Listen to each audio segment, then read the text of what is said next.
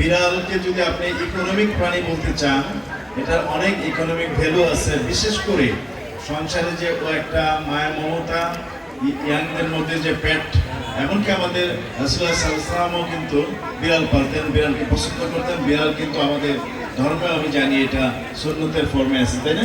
আমি যতটুকু জানি।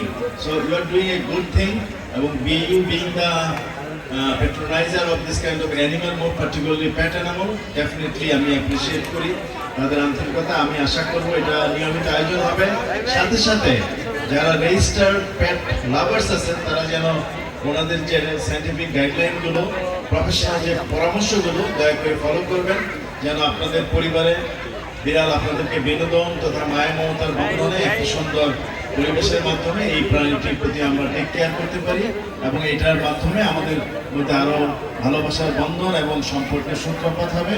এবং এটা দিয়ে আমরা বিশ্বে আমাদের বাংলাদেশের কৃষি বিশ্ববিদ্যালয়ের অ্যাকচুয়ালি ঐতিহ্য আরও উন্নত করতে চাই। এবং সবশেষে এই পুরো শো এবং কম্পিটিশন সবকিছুর সফলতা, যারা উইনার হবেন তাদেরকে আমি অগ্রিম অভিনন্দন জানাচ্ছি।